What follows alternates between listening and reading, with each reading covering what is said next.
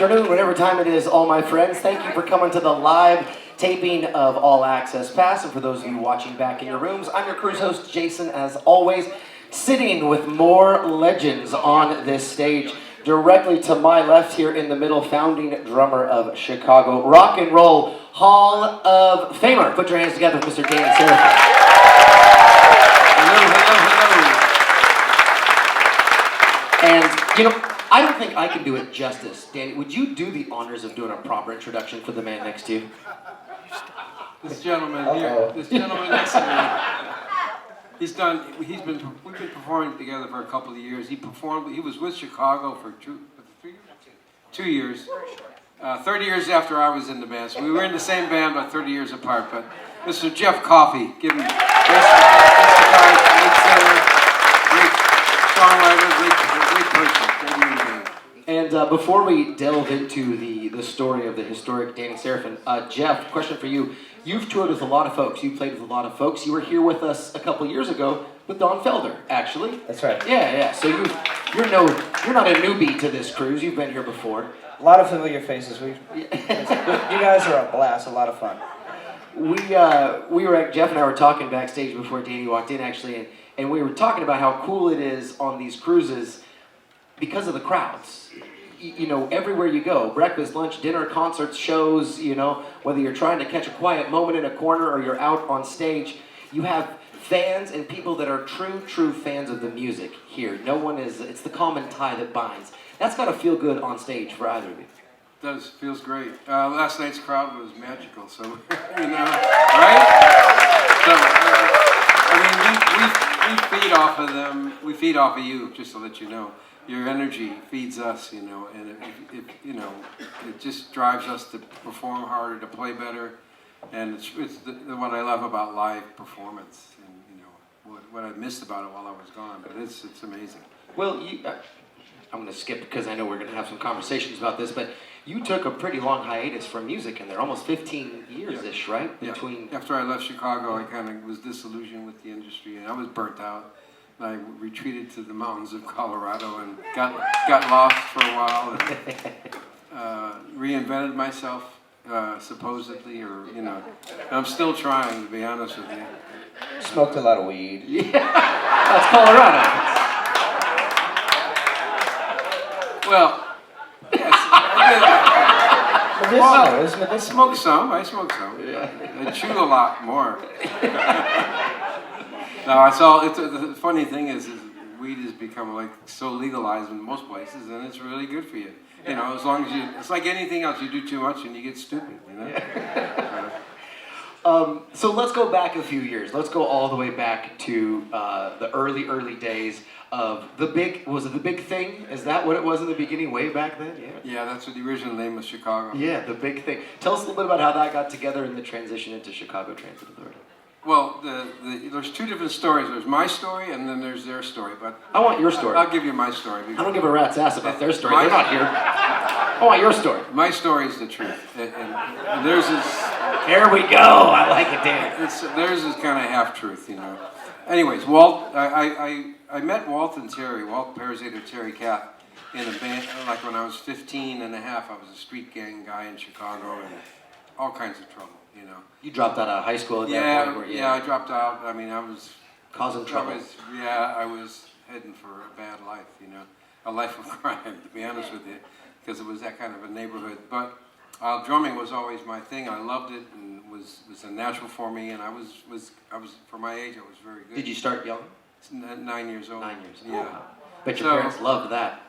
No, they actually did because they knew where I was then. Fair enough. Because I had this thing when I was a kid, a baby, even a toddler, chasing fire engines, and so I've always run towards the fire, not away from it.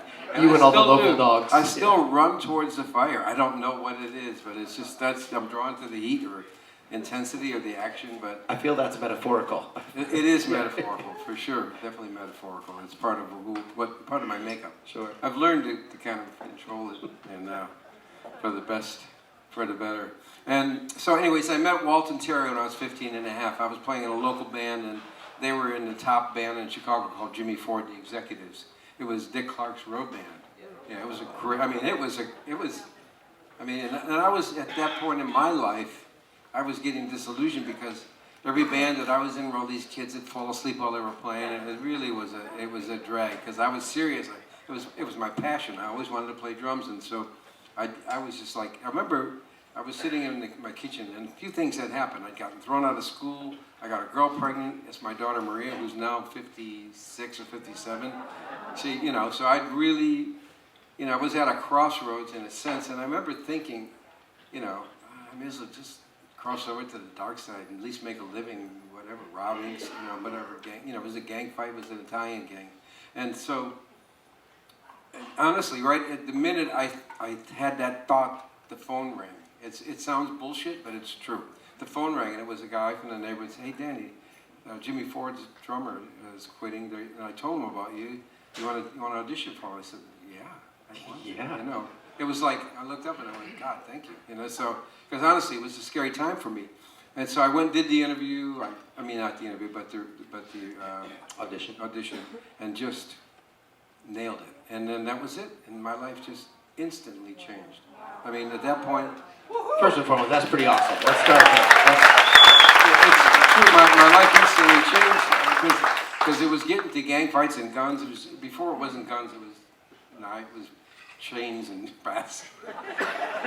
Everyone's like, ha, ha, ha. You'd get, you know, but it was starting to get the gunfights and stuff like that. It was getting serious, so it was really a good time to get out of there. I love that the knives and chains weren't serious. It wasn't. The guns were coming out, so it was getting real. You know what? I never. I mean, a couple of my guys got stabbed. That was not. I didn't know.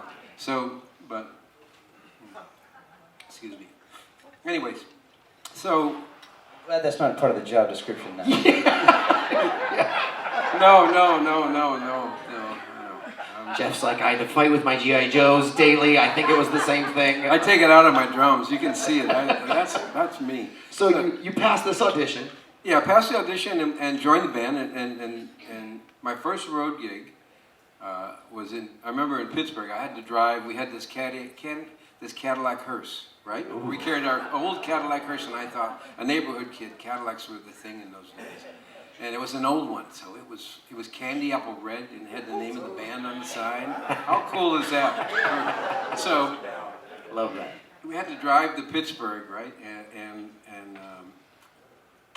I just remember, I was like, these guys, Terry Kath was, I got introduced to Terry Kath, and he immediately burped in my face. He said, "Hi," he said, "Hey." You know, if you knew Terry, it was like he was like a Robert Mitchum type. He said, "Oh, Danny, nice to meet you." And Walter was up in the front seat smoking a cigarette with his feet. You know, he's like, I think they were. And he had like a real rock and roll pompadour, and it's like, and these guys are talking out of sight, man. It's groovy, and I'm going, where am I?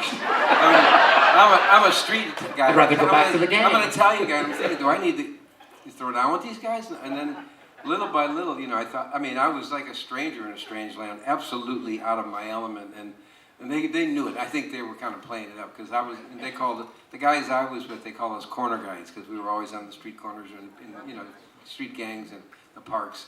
So, we played this first gig, and it was at the Pittsburgh Civic Arena. It was a big arena, full sold out. So we backed up. The Four Seasons were the headliners. That's how long ago it was. Four Seasons, Little Anthony and the Imperials, Sam the Sham and the Pharaohs, Lou Christie. I mean, it was so cool. And I got to play behind Chuck Berry at 16 years old. And let me tell you what a trip that was. That was. All of a sudden, boom, Johnny B. Good, and you know, Roll Over Beethoven, and it was just a dream. Yeah, I mean, it was like I was really. I feel like I'm so lucky to have had these kind of experiences. Sure. You know, kind of building me into who I've become. So that band, what happened was, Terry, Walt, and myself ended up getting fired, right, from that band. We got fired again. So because they merged with another super group called The Mob in Chicago, The Mob, right? And they were actually a great band, but Terry and Walt and I, we were pissed off. You know, we never been fired. And it wasn't, we didn't do anything wrong. They just decided to merge. They already had a drummer. And so, you know, Terry Kath, one of the greatest. He was playing bass then, by the way. A fabulous, incredible bass player. And Walter, this incredible musician, and then myself. And so we went into a cover band called the Missing Links. and actually made more money than we made with the executives, and $500 a week, which is a lot of money then. I mean, back way when I spent it all on. I think some people here would still take $500 a week. What are you talking about? Me too. I spent it all on my car and a couple of girlfriends. It's just, of course I blew it. And then, so that band started, it ran its course. It was really nothing serious. In fact, it wasn't even that great, because it just wasn't. It was just a cover band. So we were playing, I remember we were playing this club. I mean, it was a mafia club called the Money Tree. And the owner was this Italian ex-boxer, nasty. You had to let him sing. If you wanted to gig, you had to let him sing Frank Sinatra, except he had no sense of pitch or time. So he would just he'd butcher these Sinatra songs, and you'd kind of you knew you couldn't laugh or you'd get your head back. I mean, the guy it was called the Money Tree, and I remember this guy kind of, he said, "You sing like a monkey fucking a football." That's the first time I ever heard that. I'd use it. He was at the bar, and then all of a sudden he goes, "Gino, take that guy outside." They took the guy. They literally used his head as a battering ram out the door, and I don't know what happened to him. They didn't kill him, but they beat him. So I love that that's a throwaway of the story. I mean, they didn't kill him, but they beat him half to death. So I'm just leading up to the beginning of what was my initial idea. So what was happening at that time? That was the 1966. So the flower power, the hippie thing was starting to happen. Terry couldn't wait to get into it because he was already experimenting, and I had already I'd smoked pot for the first time, and if anybody's ever any musician, I ended the song on the first break, and everybody turned around and looked at me, and I'm looking at them and they thought, okay. So that's just the flavor of the time. So the band was going nowhere. What was happening is Terry got an offer to go to L.A. with this band and play bass with this band called Illinois Speed Press. It was a local, really amazing local Chicago band. It was a producer, but his name is Jim Guercio. He produced the Buckinghams, Kind of a Drag, and Chet. He was with Chet and Jeremy. And he went to DePaul University with Walt and Lee. And so, anyways, it looks like Terry's going to leave, right? And Walt at that time was getting groomed to be this second chair of the Chicago Symphony. So he had thought, I don't want to do clubs anymore. And I'm thinking, oh shit, the guys, my musical soulmates are about to abandon me, So what am I going to do? So I got into Walt's ear and I said, hey man, I don't want to lose you. I love you. We're like brothers. And he said, yeah, I feel the same way too. He had just gotten married, so let me talk to my wife. And he got the green light to do the one more chance at a band. I said, let's put a band together of all the best players in Chicago, the best players in the city. And it'll be about music. It won't be about show. It won't be about moving around the stage. And it'll be a horn band. It's got to be a horn band. And we had missed, since the exceptions, we had missed playing with horns. And Walt was a horn player, so he really was. So he said, okay. And then we knew how good of a guitar player Terry was. Terry was like a closet. He was one of the absolute greats. Yeah, well, he was great. I mean, it was amazing then, and nobody knew it. So pulled Terry aside. Hey Terry, instead of going to the West Coast, why don't you stay? We don't want to lose you. Why don't you stay and play guitar with our new band? And we told him kind of the guys we planned to get, and he said, okay. I mean, literally, he passed up a chance to. That was a big deal then, And I mean, it turned out to be the right decision. But, Upsell, yeah. So that was the beginning of the nucleus of what it was called. Well, we didn't get to the big thing yet. So anyway, so Lee was hanging out with Terry. Lee came up to me. Hey, I want to be in this band. I said, sure. He's a great trumpet player. Walter knew this guy Jim. He's in the band at DePaul, the jazz band. He knew this guy Jimmy Pankow. He said, I'm gonna bring him in. I think he'd be great for us, okay? And we had heard about a guy from the south side of Chicago by the name of Bobby Charles. So that was Robert Lamb, okay? But that was his stage name because he played Wurlitzer like Ray Charles, and he sang like him too, to be honest. So we finally got a hold of him. Our initial originally Peter Cetera wasn't in the band, and we didn't want to have a bass player because in those days there was a big thing with B3 and organ pedals, right? So the bass was being played by the organ player, with his feet. If you've ever heard it, it's really cool. It's not easy. I asked Robert. I called him. His name was Bobby then. I said, "Hey Bobby, can you play bass pedals?" And he said, "I can try." And he did. He nailed it.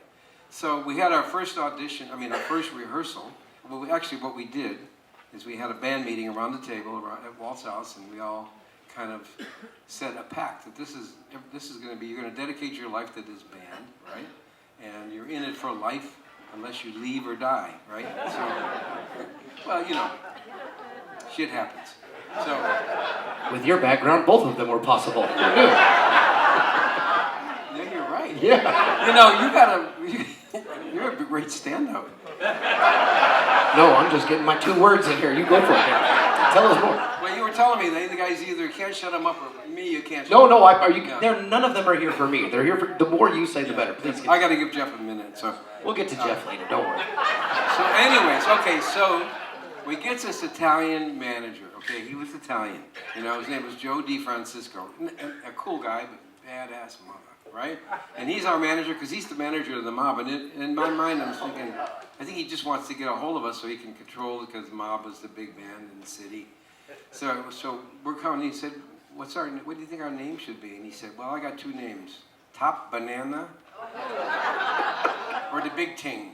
The guys in Chicago, they say 33 and a turd, the thing. So we said, we don't like either one. We said, okay, it's the Big Thing, So, so we had this manager for a couple minutes, and Well, the minute you recommended banana, you knew he was on the way out. I didn't have a good feeling about it, so because I just felt like he just wanted to control us. So I found a bigger Italian, right, from the neighborhood. It's all relative. Yeah, and he said to him, "You're no longer managing him." And he said, "Okay." But this guy was a good heart. I knew this guy was a really good-hearted. Yeah, he maybe killed some people here and there, but. Jeff, do you want to rethink playing with Danny Seraphine at any point? Or are you good with... Are we stopping off at any other port? Yeah, you might want to... Cuba isn't too far off. You might have a good shot at that. I could swim. You may need to. But he really loved us, okay? He loved the talent, he loved the music. His name was Denny Colucci, just for reference. So, then he told Joe DiFrancisco, "You're not managing him anymore, okay, Joe?" And Joe said, "Oh, okay, Denny." Yeah, and so he's our manager, and right around this time, James William Guercio, right, who brought the Buckinghams to success, and with Kind of a Drag, and Susan, and they were having big hits, and they were right from our same neighborhood, right? We're neighborhood guys together, and really close friends. So he says to Terry, "Why didn't you take the gig? I mean, that was a great, And he said, "Well, wait till you hear this band." And he said, he knew of me, he knows Walt. So he came to a rehearsal, and he said, "This is the best band I've ever heard in my life. I'm going to sign." So he signed us to a production deal. And Denny, God bless him, he didn't say, "If you guys leave, I'm going to cut your legs off." He said, "Man, God bless you. I can't do anything close to what he can do for you." So we signed with James William Guercio. It was a one-sided contract, which is that's what it was. They all were at that point. Yeah, in those days. And he changed our name to Chicago Transit Authority. Right? And he had James Guercio. I mean, a lot has been said about him, but there would be no Chicago if it wasn't for him. Yep. And he was really the visionary in the beginning because he saw our band, he saw the possibility. He knew Robert. Robert had a satchel full of songs already. He was already a songwriter. And his idea was to bring us out to the West Coast because you couldn't really make it out of Chicago in those days. I don't know why. I mean, it's just the media wasn't there. It was either New York, Nashville, or L.A. And he was in L.A., and I'm glad. I like L.A., So basically, he signed us, and then what happened was he said, you guys start doing arrangements of cover songs, original arrangements. So we did these great arrangements of "Hold On, I'm Coming," all these songs, you can think of these R&B songs, plus we did Magical Mystery Tour. It was during that Sgt. Pepper era. So we were killing it, but we weren't. The club owners wanted us to do our cover stuff, you know, because we were a great cover band, you know, playing the Four Seasons. Play the popular stuff. Yeah, playing the Rascals, you know. So we started getting fired everywhere we played, you know, because we were playing, you know, Frank Zappa and the Mothers of Invention, Ballad, and you know, Purple Haze, and you know, the band was phenomenal, and you know, Hold On, I'm Coming. We have this arrangement to this day we should have recorded. It's just amazing, of a bunch of tunes. So Do it. so we called them. Yeah, amen. So we called them and said, man, you're going to bring it, because you know, I was married, Peter was married, Walter was married. That was it as far as married guys. The other guys were all single. But, you know, I had a baby, you know, baby daughter. And, you know, Peter didn't have any kids. I don't think he had any kids. And Walter had a baby daughter. So, you know, we needed to make a living somehow. Yeah, you had to be serious. And we were starving. And so we called him and he said, okay. So we packed our stuff up. You wanted the Reader's Digest version? No. 'Cause We got 2 days till Miami. We're fine. all right. So anyways, we pack up our stuff, and Walt, I drove with Walt. Walt had this Plymouth, and we had a U-Haul trailer. Jimmy had a really cool car, you know. And Jimmy's from the suburbs, so he had a little more money. And you know, Peter had a Volkswagen Beetle, a red Volkswagen Beetle convertible, you know. So we caravan to California, right? And all we had was, I remember all we had was a phone number of our manager, Larry Fitzgerald, who was working for Jim Guercio at the time. You know, if you haven't heard of Larry Fitzgerald, he's managed many. A lot of acts. Yeah, big names. So I get to, Walt and I were in the desert, and we had taken uppers, so we could just drive straight through. Except we ran out of uppers at around Barstow, right? And we're in the desert, and I'm starting to hallucinate, see things run across the board. I'm going, Walt, and here we are. I mean, I'm scared, you know. I mean, this is a new, and he's like, Dan, we're going to be okay. So we pull over at some funky, and it looks like the Bates Motel out of Psycho. We're going to be okay. Let's stop at that horrible little motel. Yeah. So we pull in there, and I remember, you know, I remember just babbling to Walt as I fell into a deep sleep. We got up, and the next day, and Walt was backing out. It was like a carport, except he left the door open, and the door got caught on his, and just cranked the door, right? And so at that point, I'm like, you know, I'm still strung out from whatever we took, and it was just, you know, too many uppers, and you know what that'll do to you. So, Yeah, you know what that'll do to you. but some of these people. Oh, there's a lot. Look at them. There's a lot of them that know exactly what it'll do to you. Some of the people don't even know they're on a ship at this point. This hotel is moving. Well, anyways, so the piece of paper with the phone number we had, it's windy in the desert, the wind catches it, and it's like flying in the distance, and I'm chasing it. It was like a Laurel and Hardy movie, and the piece of paper got away. I didn't catch it. I mean, it was the future. Exactly.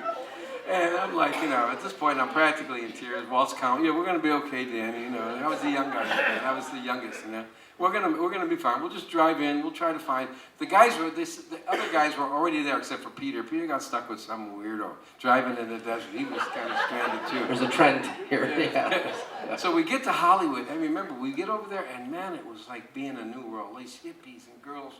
You know, Nice shirts, right? They have shirts. It wasn't topless yet, but it may as well. And you know, it was a great. You all remember, right? Wasn't that amazing? That time, you know, Jefferson airplanes. I mean, I had a thing for Grace Slick. Oh, I gotta tell you.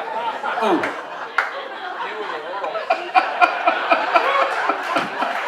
This is not my favorite interview I've ever done. It may be the last. It might be. I don't know if that's Jeff. Yeah. The next one's gonna be just Jeff and I up here. Yeah, Danny. Uppers. We know what I'm talking about. Yeah. She. You lived in LA? No, she lives in LA. Oh. Yeah. So, anyways. Yeah, but I never got. No, I only did one. Anyways, we'll get into it. Let's not go down that path. Yeah. So, yeah. So we finally found. I caught the managers, and I got his number from Jimmy because Jimmy was already in the house. They were already in the rental house because the seven of us stayed in a 2-bedroom house in Hollywood, and we set up all of our equipment in an area about the size of this, without the drum riser, the size of this stage. All of our equipment, and there was 2 bedrooms, and Walter and I shared a room on air mattresses, and I'm not talking about air beds. I'm saying air mattresses, you float in the pool, and you wake up in the... We'd blow them up at night, in the morning we'd be flat on the floor. Terry, Jimmy had a mattress on a dining room table. And so Jimmy slept on a dining room table, on a mattress. I think there were in the other bedroom, Terry was in the other bedroom sharing it with Lee on the floor. And you know, we had Robert. Robert was smart. He got a girlfriend, hot hippie chick, and he found a great place to sleep. He was always the shrewdest That's one. what he was Man, doing. he was slick. Damn. So, okay, we're rehearsing every day, and man, it's really cool because we're conceiving and inventing Chicago Transit Authority. You know, this material is coming to life. You know, Robert bring me. Most of the songs were Robert's. Not all of them. I don't have to look at the song list, but we were creative fools. And the band that Terry got invited to join had a house next door, right? They were called Illinois Speed Press, and they were great, but they were partying like rock stars before they were rock stars, right? We'd get to rehearse like, you know, we'd wake up at around, you know, 9 or 10, right, and start rehearsing. They wouldn't even be up. They'd get up like 1 or 2 in the afternoon. They got it. Unfortunately, they never made it, and I believe that was the reason, because they were really good. But Rock stars before they were rock stars. yeah, it was a lesson to be learned just watching that. So little by little, we started playing, you know, the whiskey, you know. Whiskey Go-Go. Yeah, I'm accelerating a little bit because we'll be here all night. Yeah, so we became the house band of the whiskey in '68 because we. And wait, we're only to 1968 at this point of the story? Good God. Well, you said you wanted to know. Where's Jeff? Jeff's curious as to why he agreed to come up here with you at this point. I'm going to give you the beginning and then I'm gonna just go get a drink. I mean, you could probably get 3. Bring me an upper. Yeah, me too. What's it like? And then I'll really start talking. Okay, so 1868 is where we are now. Continue on. So you guys get the gig at the Go-Go. So anyways, it was but I'm telling you this because it was such a galvanizing, formative part of the band, creating the brotherhood, because it was truly a brotherhood, because what else could you be? I mean, we lived Kind of together. have to be. Yeah, and you know, each of us had our own little space in the ice box, and if anybody went in there, stay away from my beef stew. Well, I had the same beef stew. I mean, our producer was paying us $45 each a week to live. That was our grocery money, $45 a week. And the highlight was we'd play this one club that they fed you these big 1-pound cheeseburgers. You know? And that was like, hey, we're playing, I forget where it was. It was in Alhambra. If you ever heard of Alhambra, it's where Phil Spector had his picture. Anyways, once we played the whiskey, it really changed it for us. We got off stage one night and Jimi Hendrix was in the dressing room. And we went, oh, wow. And he said, man, you're the best fucking band I've ever heard in my life. And he meant it. You know, you could tell. He was him and Mitch Mitchell. And we were listening to them. Sure. You know, so to have him validate us, it was all part of like, you know, and so from every interview he did for the next 6 months, you got to hear CTA, you got to hear this guitarist, Terry Kath. He loved Terry. And then, you know, we started playing the Fillmores. Yeah. I'm gonna tell you a quick story Don't look at me. So we're opening for Janis Joplin. It was the first time we played the Fillmore. It's us, the Santana Blues Band. It was before the Latin Santana, and Janis Joplin. So Carlos comes running backstage, and he said, Danny, my drummer didn't show up. Can you play blues? I said, I'm from Chicago. What do you think? And he said, okay, would you play my set? And I didn't have time to say no. I was up there playing his set. I never heard his music, and it went well, and it was great. And you know, we were great friends. And so I just stayed on my drums. The band came up. We did a set, and everybody was high. I mean, the place was, you know, in those days it was. You just had to breathe, and you were high. So we did a killer set, and then we're done, and we get a good ovation, and I'm standing on the side of the stage watching Janis in awe. You know, she's amazing. Janis. Yeah.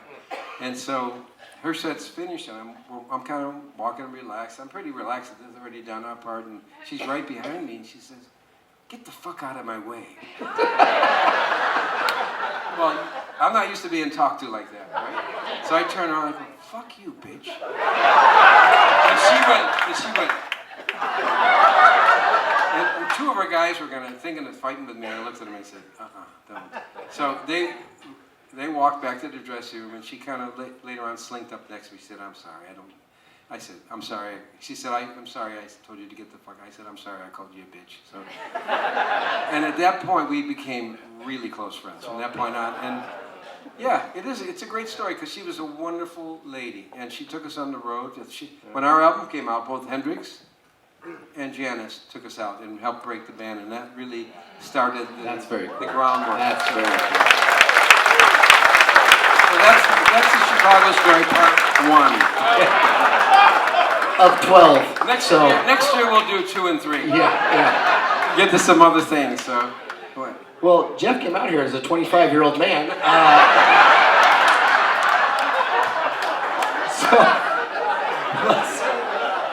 Let's do a very unfortunate jump in time, if you will, Danny. Let's jump ahead to California Transit Authority, if you will. We're going to get back to Chicago a little bit, obviously, but take us ahead to you disappear for 15, I say loosely, forgive the term, disappear for 15 years. I did. Go to the mountains of Colorado, and then you're inspired to come back. Let's jump in there so we can finally get a word out of Jeff here. This isn't a short story either. None of them are, Danny. I'm just here for moral support. I'm sorry. I know. We're not here for short stories. We're here for real stories. Go for it. Yeah, I kind of gotten disillusioned with playing. I don't know why I got disillusioned with playing, but I felt like, I don't know, I just felt, because what happened with the band, you can all read about it in my book. I don't want to get into the nitty gritty and the ugly part of it. I had 23 years, 22 and a half of it was wondrous joy, so. Rock and Roll Hall of Fame. Life is just imperfect, and I'm sure everybody in this room has a story where you crash and burn, right? One way or another, you crash and burn. It might even be more than once, right? So that was my time to crash and burn, and I crashed and burned hard. So my band, which was like my life, right? Chicago was and my family, we got divorced. It was everything fell off. So I just went underground, because it brought me to my knees, and it was a good thing because I in some ways it needed to happen. And I deserved some of the things. I deserve some, maybe not, but that's not how life works. So, there was a big void in my life, and everything I was still doing music. I had a production. I was living in the mountains of Colorado, Evergreen, if you ever know where it is. It's a beautiful, it's gorgeous, beautiful. It's really pretty, and it was a great place for me to heal. And so I had a production studio, was developing local artists and doing these really great records, but none of them, everything was always just not quite there. And when you're not doing what you're supposed to do in life, there's one step, away from, grasping, making it, or just succeeding in what you're trying to do. So a friend of mine said, "Hey, it's a sin that you're not playing anymore," he said, and I want to ask, his name was Peter Fish, he's passed away since then, but he said to me, "Look, I want to be in a band someday with Danny Seraphine, and you're, he said, you're I don't agree with him, but he said you're one of the top 5 drummers that ever lived, and it's a sin that you're not playing," he said, "so think about us doing a band together." So, I thought about it, because what I was worried about was being that athlete who should have stayed in retirement. I kind of lost confidence in myself, and I hadn't really played. I'd play here and there, so I thought about it. I went to LA and studied with Papa Joe Porcaro, Joe Porcaro's father, who was a really dear friend, teacher, and he worked with me. He said, "Hey, you still got it. All this other noise is just noise. It's bullshit." So then I got introduced to, we were doing a benefit show for a photojournalist who had who needed the bone marrow transplant. She had cancer. Her name was Lissa Wales, and got invited to play. It was with modern drummers. So it was all these drummers, really well-known drummers: David Garibaldi, myself, Chad Smith, Carmine. Wow. And so in Phoenix, so Mark. It came through Mark Bonilla, who at that, I met had a jam, and we did the show, and I went out and took a bow, and the whole audience was standing, and I just realized how much I'd missed it. You know, they lit candles, and it was just a beautiful, really warm, and that really called me back. And then, you know, Ed Roth was there. Ed's been with Ed and Mark have been since the inception, and Travis shortly thereafter. So, you know, that's since 2006. Let's do the math. Well, good for you for listening. I mean, you know, karmically and internally, you have to listen to that moment and decide whether, I mean, it could be a moment or it could be, wow, I need to do this again. I've had plenty of times I didn't listen. Yeah. So, yeah, it was really good, and I have no regrets, and I'm really glad I've come back, because I really missed the audience, and I missed the fans, because I think of them more as friends than fans. I mean, I'm so grateful to all of you, because you allow us to do what we do. I mean, without you in the seats, it means nothing. Awfully lonely, yeah. Yeah.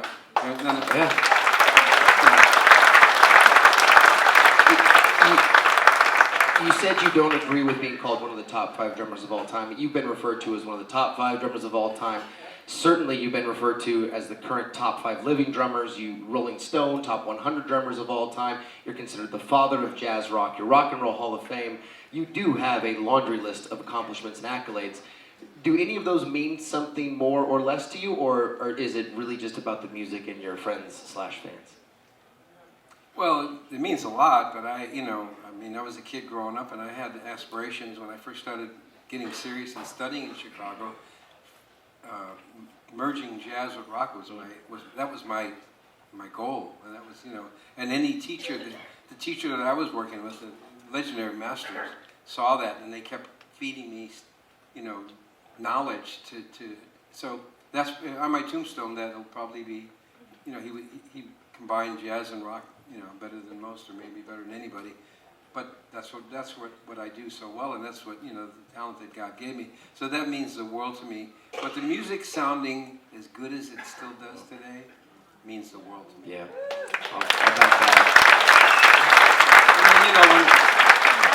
I was going to say, let's include monitors over there. Yeah. You know, I think I've talked enough. No. I want to have Jeff talk for a while. Well, why don't you tell us? Let's start. Well, actually, I was going to ask you to tell us a story, but let's just move straight to Jeff.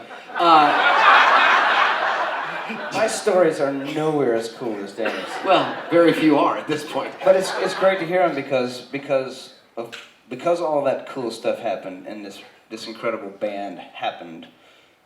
We're all here, including me. Yeah, true. Yeah. Very, very true. That's why I love it. Jeff sings those parts.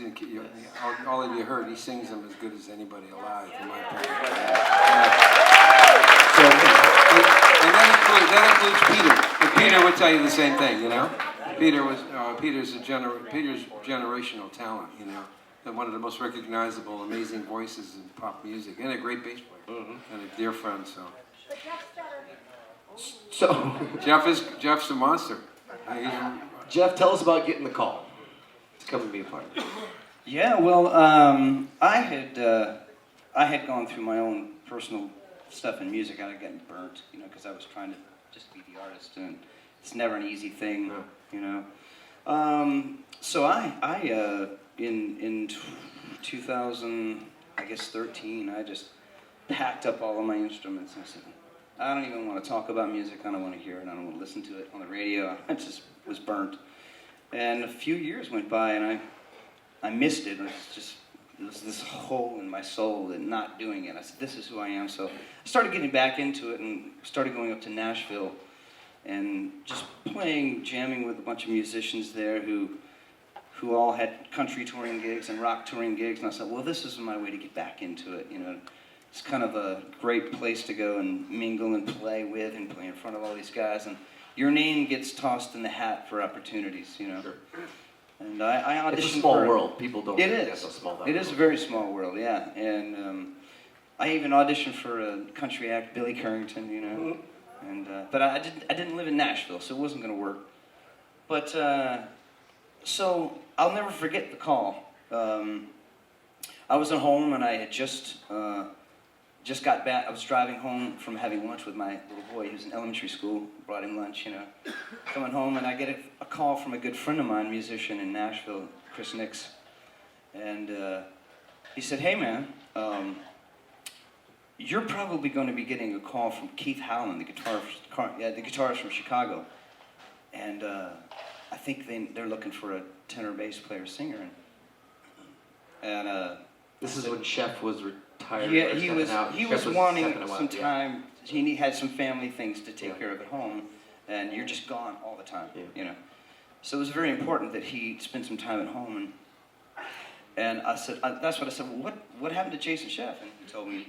So sure enough, a couple hours later, I got the call from Keith, and we hit it off right off the bat. And he told me what was going on, and they sent me some files to learn, and I sent in taped auditions, and they liked what they heard, and I went up and did the audition. It was kind of a slash audition, kind of rehearsal.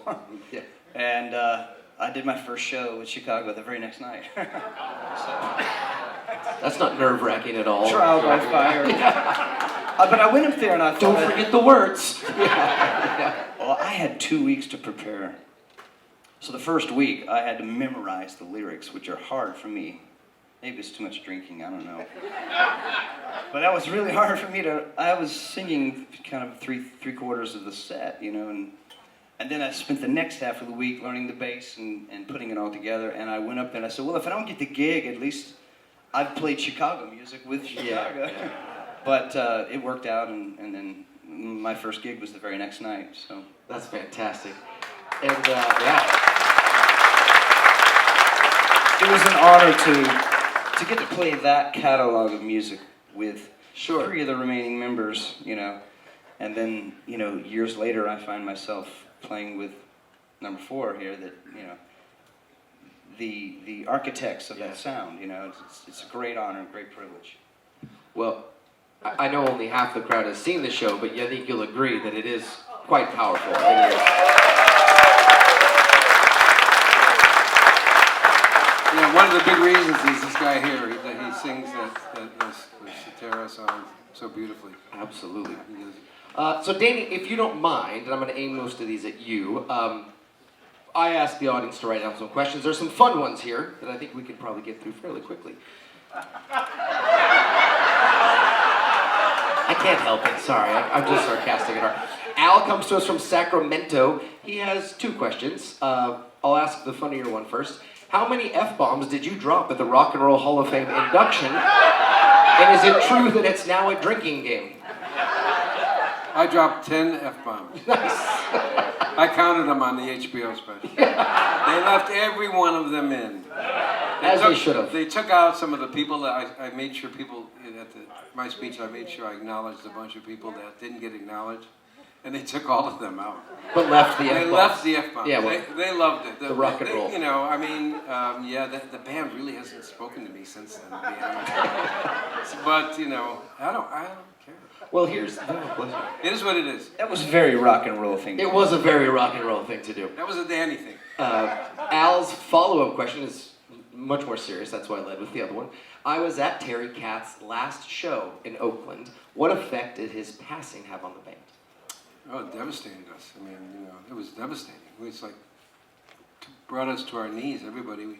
We talked about breaking up, we talked about, but, you know, somebody like Doc Severinsen said, you guys got to keep going, and many people, other artists, and, you know, we came to the conclusion that, you know, there's still the 6 of us, you know, and, you know, we missed him. It was rough. We struggled for a while. You know, we got a really good replacement. Donnie Jacobs is a really talented guy.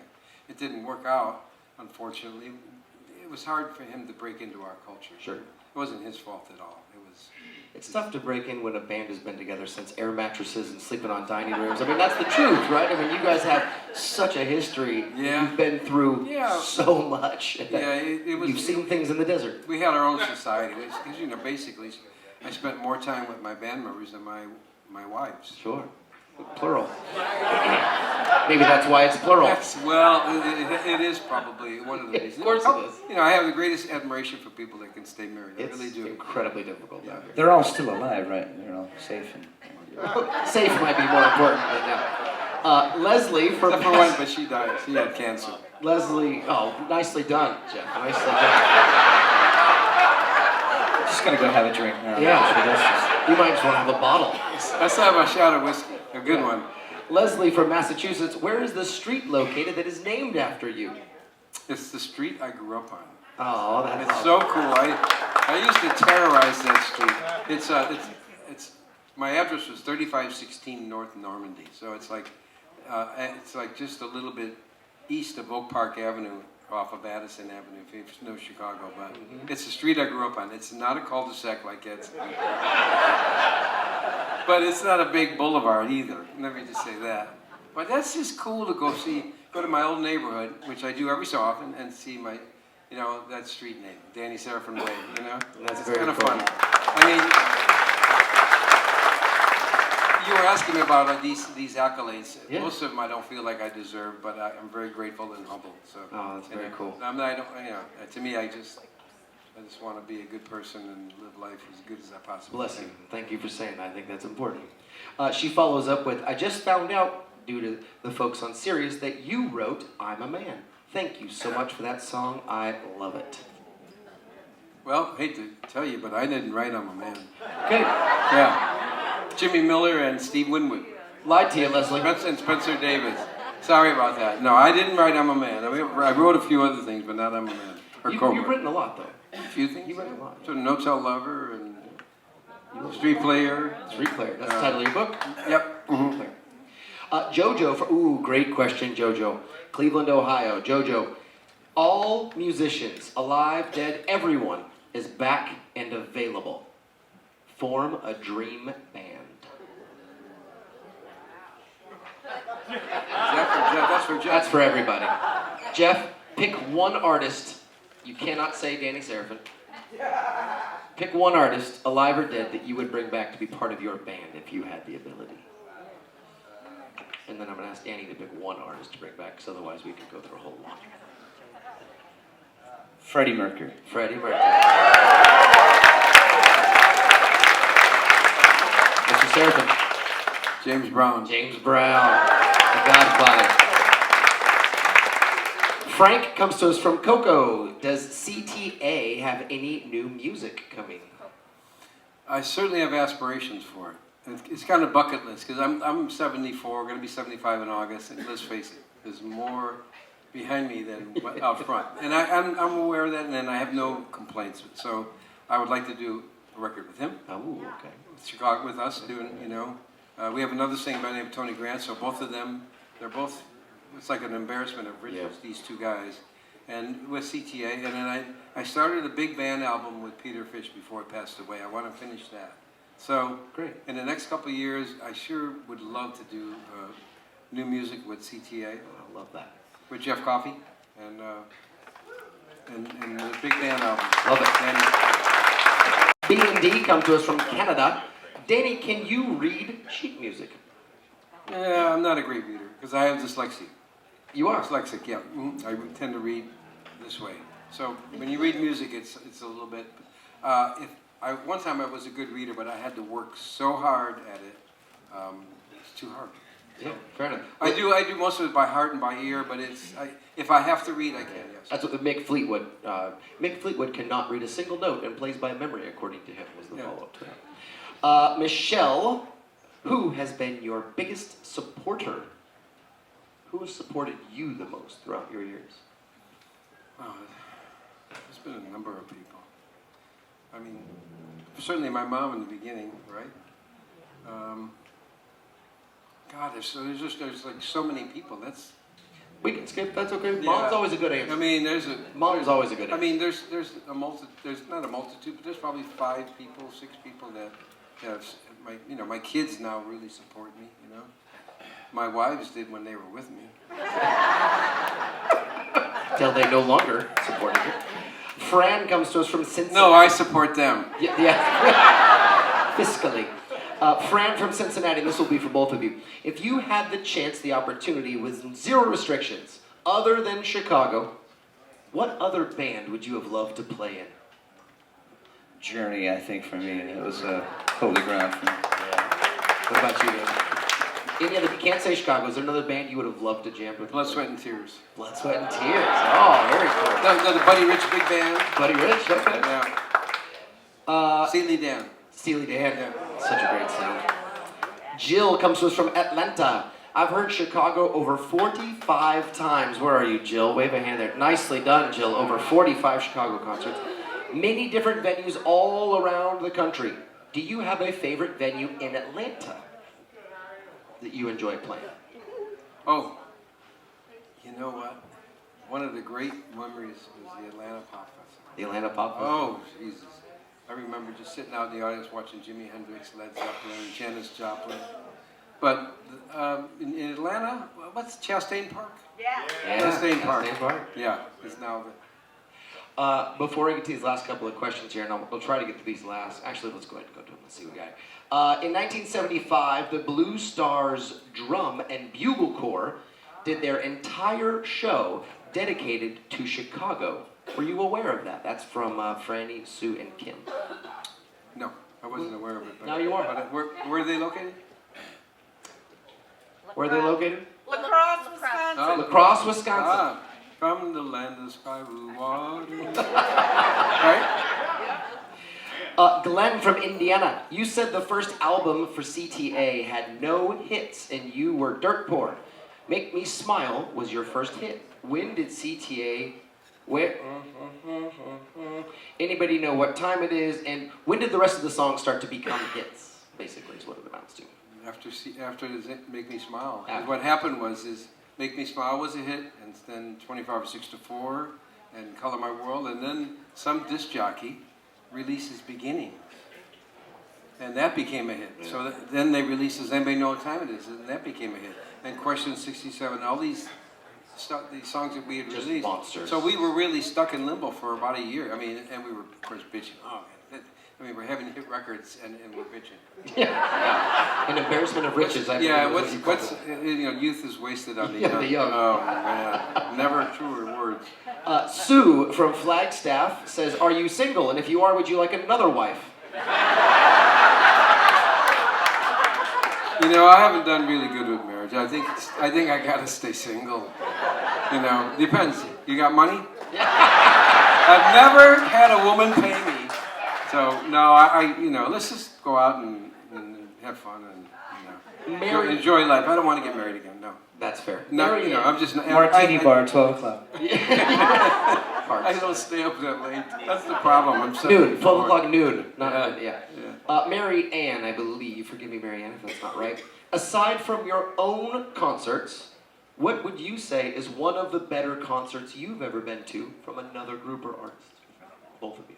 I'm Jeff Dude. You been to a memorable concert? Someone that blew you away?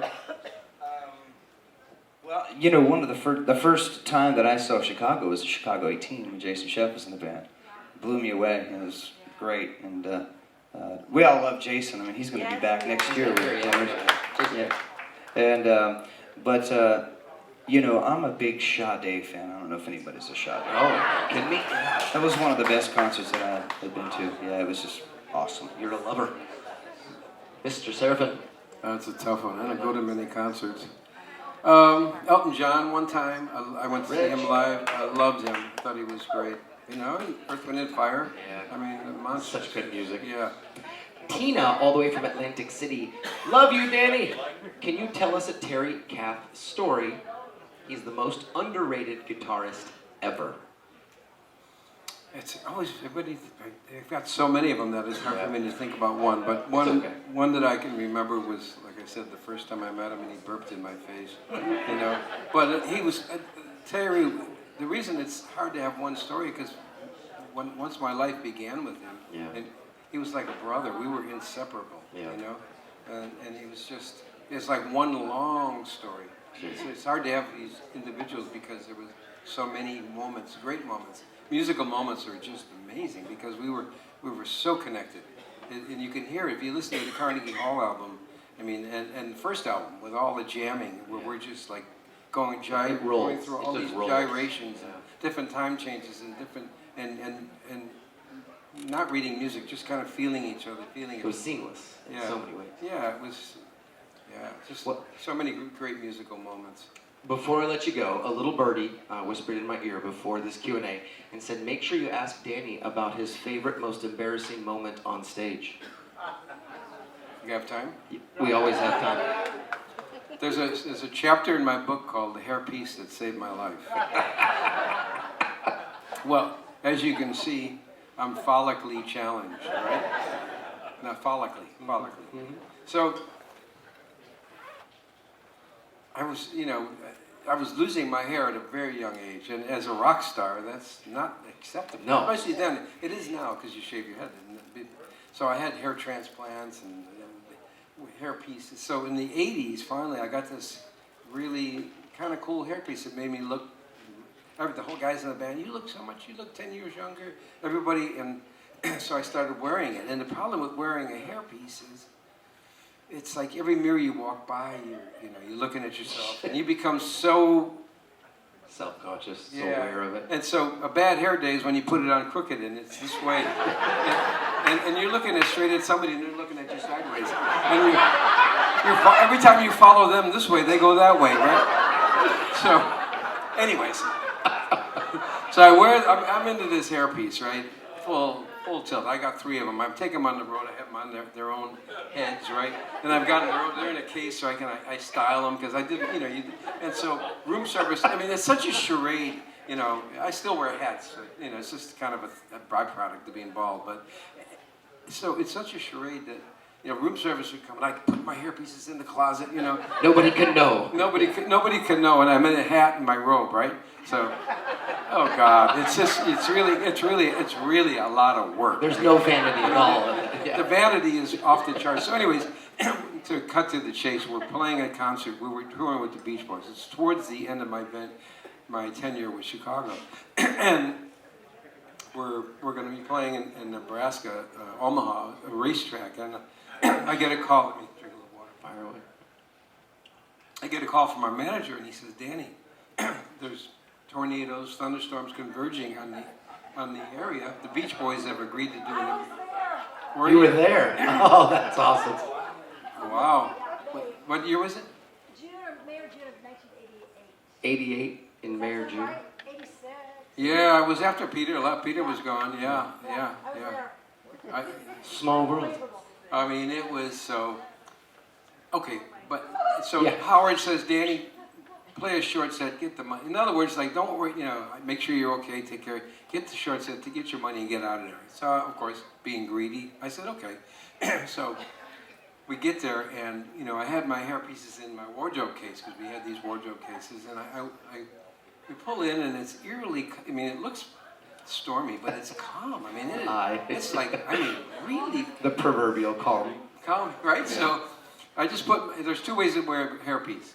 You can do the 2-sided adhesive, you put it on, and that's good for most instances, right? Except for swimming in a pool or making love, right? Being in a hurricane. Yeah, being in a hurricane, definitely. Or you can put this glue, and you could lift me up with it. So I go the first route because the glue's, you need a blowtorch to get it off, right? It's really, so I put the glue, I put the tape, I forget the glue, and I'm thinking, oh, this is fine. Oh, this is nothing. We get up there, and the minute we hit the stage, it starts, whoa. It's like, the wind is blowing, and it's like the end of the world, right? It's like lightning and rain and wind, and all of a sudden, the scariest feeling I'd ever felt in my life. Wind was getting under my hairpiece. So, I'm playing, right? 50,000, right? 50 or 60,000 people. Yeah, and I'm in my mind's eye, I'm seeing this like it flying off my head, and the whole crowd going, pointing at my hairpiece, just jettisoning off my head. So I'm going, oh God, I know I'm a sinner. Please, I swear to God, don't do this to me. Please don't do this to me. I know, I promise I won't do most of the things that I'm doing. Some things I can't stop. But anyway, so it's starting to, the wind is like, so now it's,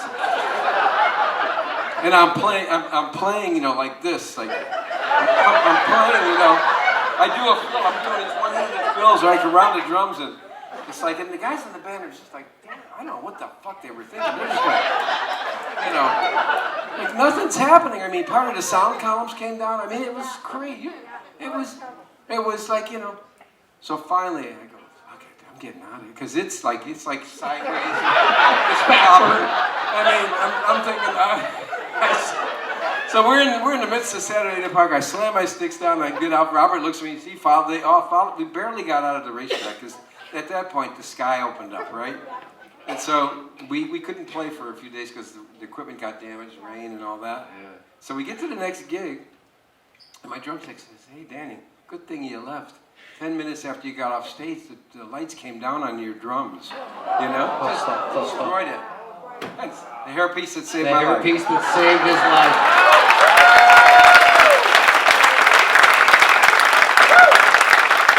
I gotta tell you, I got back to LA and I tossed those fucking things. now I shave or I do, you know. Rock it proudly. You look good in it, sir. You look good in it. Thank you for.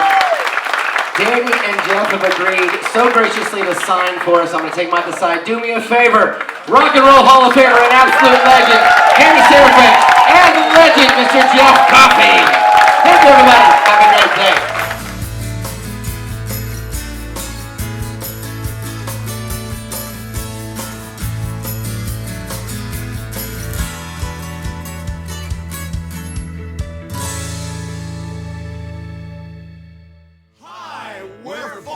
Inviting you to join us and many of our good friends on board the 70s Rock and Romance Cruise. The 70s Rock and Romance Cruise is back in 2024, and it's sure to be one rockin' reunion.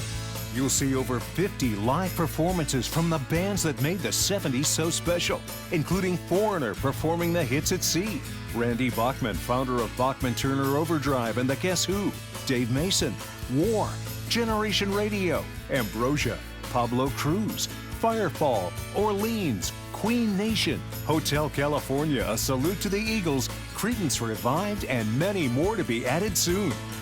Enjoy 7 days under the sun while rocking out with the best in classic rock. Setting sail March 14th on the Celebrity Summit from Miami and making stops in the beautiful southern Caribbean ports of Aruba and Curacao. As always, go behind the scenes with the stars at over 25 celebrity interactive events, including Q&As, panel discussions, and more. Plus, celebrate the culture of the 70s with nightly pool parties that will keep you singing and dancing all night long. Join us in 2024 and relive the era that made you feel so good.